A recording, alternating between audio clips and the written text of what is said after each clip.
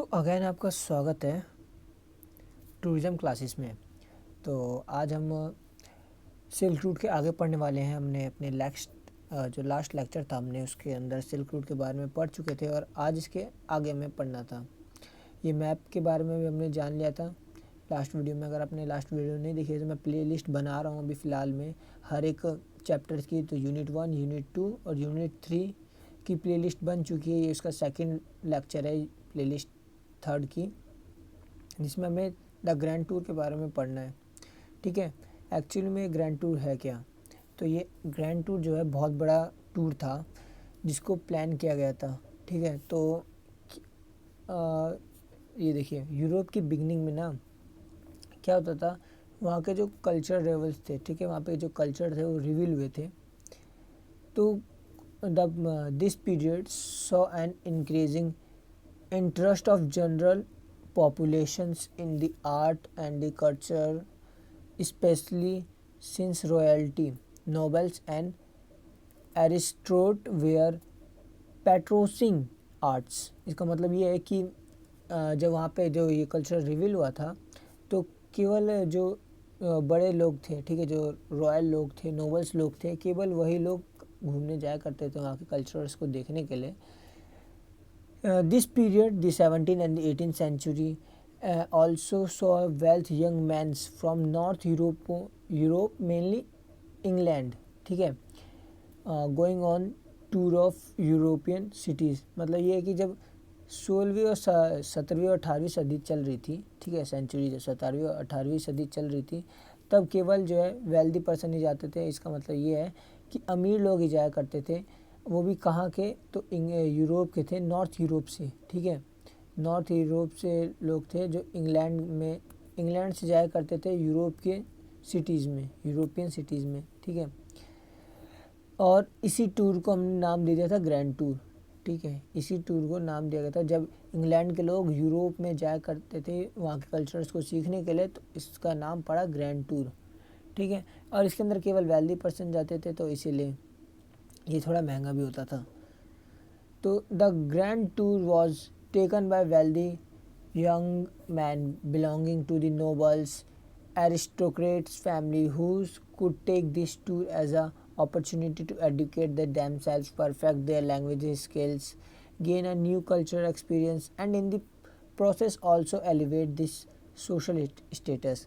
मतलब कि जो भी ग्रैंड टूर के में जाते थे वो ज़्यादातर वेल्दी पर्सन होते थे, तो उनको एक अच्छी अपॉर्चुनिटी मिल जाती थी वहाँ के कल्चर, एजुकेशन को और वहाँ की भाषा को सीखने के लिए। ठीक है, the tour was usually taken in the company of a tutor as well as servants and could last of several months depending on one's wealth and inclines to continue with the tour।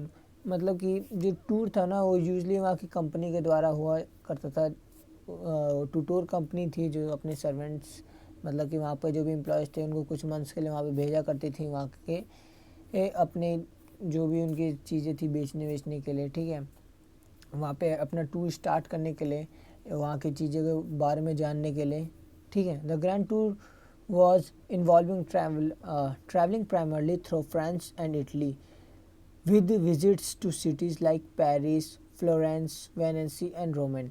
मतलब कि ये जो था primary जो था हमारे पास France से Italy की ओर जाया करते थे विजिट करने के लिए वहाँ की सिटीज़ को। मतलब फ्रांस के जब ये ग्रैंड टूर स्टार्ट हुआ ना तो फ्रांस के लोग इटली जाया करते थे और उसके साथ साथ पेरिस, फ्लोरेंस, वेनिस एंड रोम जैसी जगहों पे जाया करते थे। जो इटालियन लोग थे ना वहाँ के बहुत, जो इटालियन पेनिसुला, ठीक है, इटालियन पेनिसुला वहाँ पे जो सबसे पॉपुलर जगह थी, वहाँ का जो कल्चर था, और वो क्योंकि वो अपने वार्म क्लाइमेट के लिए जाना करता था। ठीक है, जो इटालियन पेनिसुला है वो अपने वार्म क्लाइमेट के लिए जाना जाता था, यानी गर्म क्लाइमेट के लिए। The objective of this tour was to educate and provide a knowledge and the cultural experience from the civilized world to the young men and women of good birth and fortunes, and thus prepare them for important position and jobs in the government and politics। मतलब कि जो भी वहाँ के जो objective लोग थे, मतलब जो भी रिच बंदे थे, वो अपनी नॉलेज बढ़ाने के लिए जाते थे और अपनी एक्सपीरियंस के लिए जाया करते थे सिविलाइज्ड वर्ल्ड में, मतलब कि जहाँ पे ऑलरेडी जो है थोड़ी सी सिविलाइज हो चुकी है वहाँ की सिटीज़, वहाँ पे जाते थे गुड बर्थ के लिए, अपनी भविष्य के लिए, ठीक है, और अपने आप को जॉब की प्रिपरेशन के लिए भी, ठीक है, एक अच्छी पोजीशन ऑफ जॉब पाने के लिए भी अपने आप को एक सिविलाइज वर्ल्ड के, मतलब सिविलाइज सिटीज़ में जाके अपने आप को प्रिपेयर किया जाता था। और पॉलिटिक्स के लिए भी, ठीक है, यहाँ पे लास्ट में बता रखा है पॉलिटिक्स है, ठीक है। तो यहाँ पे देखिए ये मैप पूरा बना के बता रखा है कि कहाँ से कहाँ ट्रैवल हुआ करता था, ठीक है। तो इस मैप को एक बार आप लोग अच्छे से देख के जाना एग्ज़ाम में, क्योंकि मैप में भी 1 से 2 मार्क्स के आ सकते हैं, ठीक है। हम लोग आगे बढ़ते हैं। With the passage of the time grand tour was no longer, ठीक है, जो ग्रैंड टूर था वो ज़्यादा लंबे समय के लिए नहीं चला, क्योंकि for the cultural experience and the education rather their tour becomes a status symbol of wealthy, मतलब ये ज़्यादा समय के लिए नहीं चला क्योंकि केवल वेल्दी लोग ही जाया करते थे। फिर धीरे धीरे क्या हुआ, बढ़ता गया, आम लोग की भी अपॉर्चुनिटी मिली वहाँ पे जाने के लिए, ठीक है।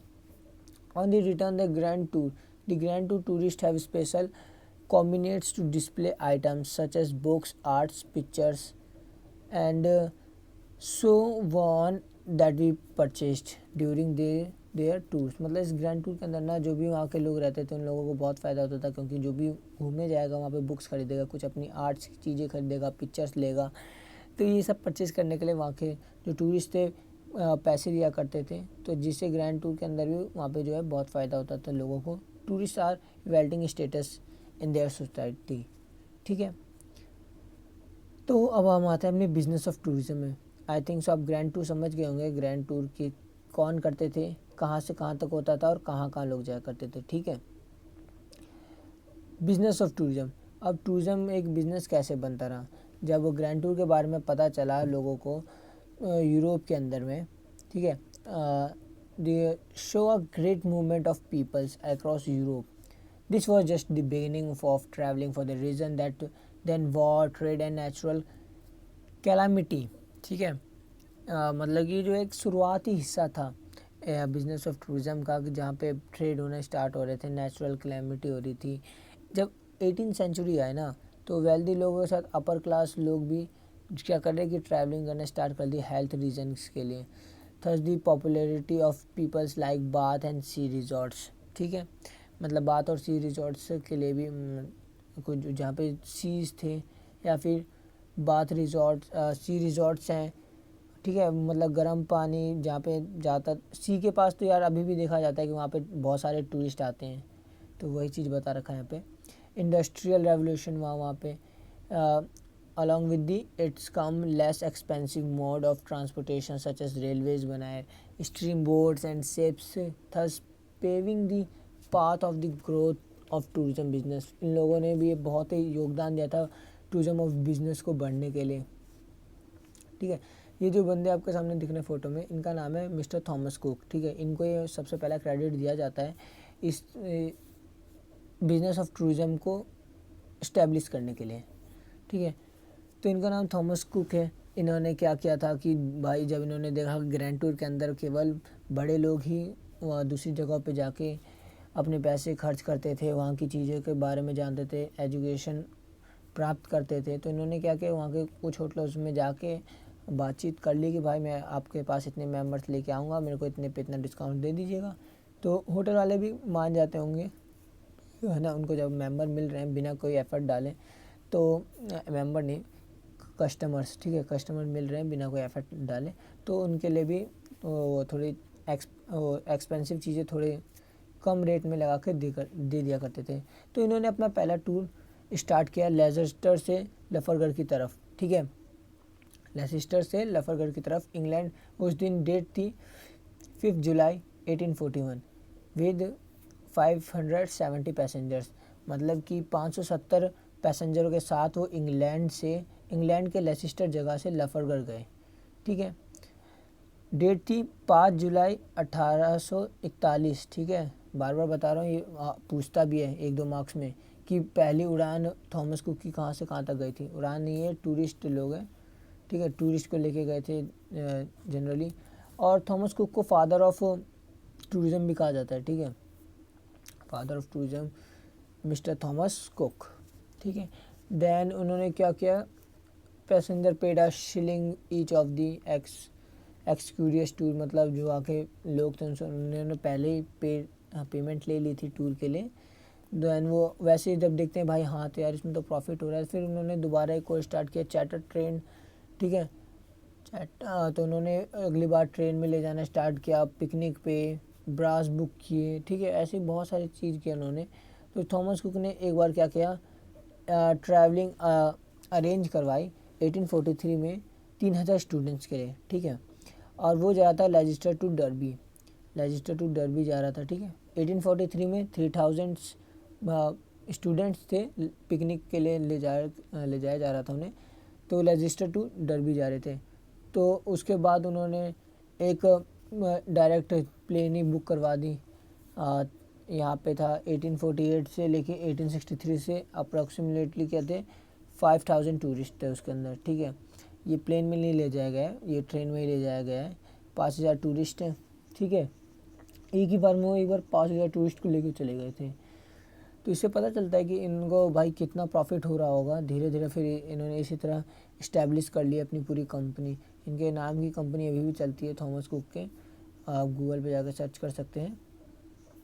तो इन्होंने क्या किया, ऐसे यार स्टार्ट करते करते इन्होंने फॉरेन करेंसी एक्सचेंज भी लगा दी, दूसरे कंट्री के लोगों को भी अपनी कंट्री में घुमाना स्टार्ट कर दिया इन्होंने। धीरे धीरे इनका व्यापार बढ़ता गया और बहुत ज़्यादा बढ़ गया। अब मॉडर्न पीरियड में तो इनका व्यापार इतना बढ़ चुका है कि बहुत है, ठीक है। सेकेंड वर्ल्ड वॉर के बाद भी इनका चल रहा था क्योंकि लोग आना जाना कम नहीं कर रहे थे। The growth of the tourism industry was directly link with the development of jets aircraft in the 1950s and the creations of the commercial airline industry, मतलब कॉमर्शियल एयरलाइन इंडस्ट्री के साथ इनका लिंक बना हुआ था अभी भी 1950 में भी, जब सेकेंड वर्ल्ड वॉर ख़त्म हुआ था। As the travelling time got reduce with the improvements less expensive mode of transportation, people से स्टार्टेड टू ट्रैवल लेजर्स, मतलब कि जो लेजर का मतलब क्या था, कारण की किन किन वजह से लोग घूमते थे। तो उन्होंने क्या किया कि जो भी प्राइवेट जेट्स थे या फिर या क्या थे इंडस्ट्रियल जेट्स थे, ठीक है, उन्होंने प्राइस कम करवाए थे। कहा था कि मैं इतने सारे अपने कस्टमर्स लेके आऊँगा तो मुझे कम से कम इतनी प्राइस चाहिए, तो वो भी ज़्यादा कम भी नहीं करवाते थे वो लोग, मतलब वो कितना कम करवाएंगे यार, 300-400 रुपये, ठीक है।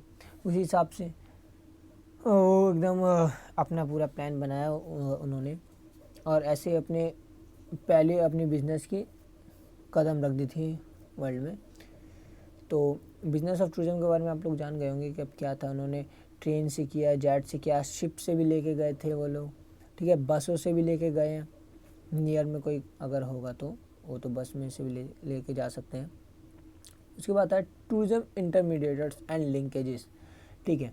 अब ये टूरिज्म इंटरमीडिएटर्स क्या होते हैं, ठीक है। ये इंटरमीडिएटर्स का मतलब होता है किसी एक चीज़ को कनेक्ट करना दो लोगों से, ठीक है। फ़िलहाल के वक्त में आप टावर को मान सकते हो, टावर क्या करता है, एक फ़ोन को दूसरे फ़ोन के साथ कनेक्ट करता है। वैसे ही इंटरमीडिएटर्स भी होते हैं इनके टूरिज़्म इंडस्ट्री के अंदर। अगर आप कभी कॉल पे अगर आपने किसी होटल को बुक किया होगा, ठीक है, तो वो भी एक इंटरमीडिएटर है। और किसी फ़्लाइट को बुक किया होगा तो वो भी एक इंटरमीडिएटर है। ना ही वो फ़्लाइट भाई उस बंदे की है, ना ही वो कस्टमर उस बंदे का है, बस वो उसको फ़ोन करता है, कहता है हाँ सर मुझे ये फ़्लाइट बुक करवानी है, पेमेंट मैं अभी ऑनलाइन कर दे रहा हूँ, और देन उसकी फ़्लाइट क्या होती है, बुक हो जाती है। एक्सेट्रा चीज़ें होती हैं इन सब में। अब टूरिज्म इंडस्ट्री के अंदर एक इंटरमीडिएटर होता है, ठीक है। तो अभी जानते हैं इसके आगे में कैसे कैसे पता चलेगा। Tourism business to a large extent is about the meeting and the staying tourism needs with regards to accommodation, transportation facilities, ठीक है। मतलब टूरिज्म बिजनेस एक बहुत धीरे धीरे बढ़ता गया मीटिंग में, फिर उसकी सेटिस्फैक्शन ऑफ टूरिस्ट की नीड्स क्या होती बढ़ती गई।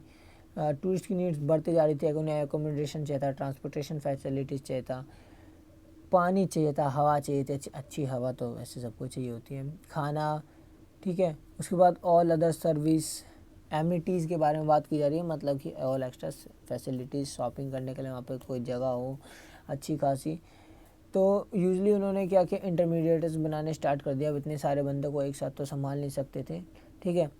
तो the term intermediator refer to the mediator who act as a link between their producer and the customer.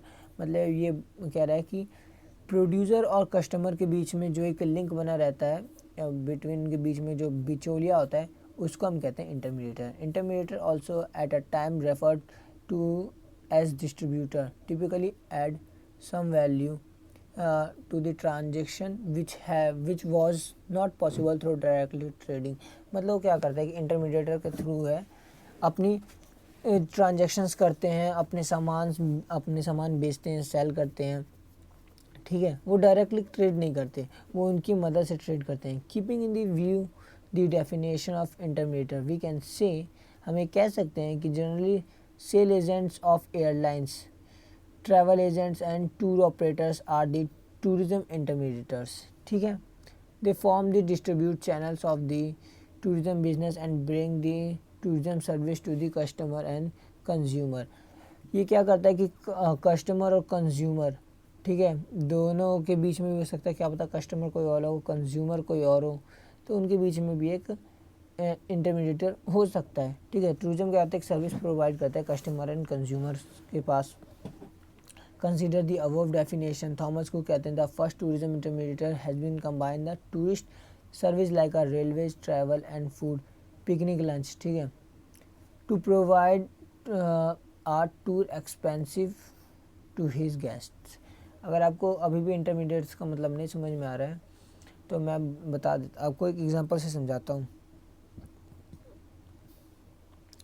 मान लीजिए किसी फ़ोन की कंपनी है, ठीक है, कोई ABC कंपनी है, वो फ़ोन बना रही है,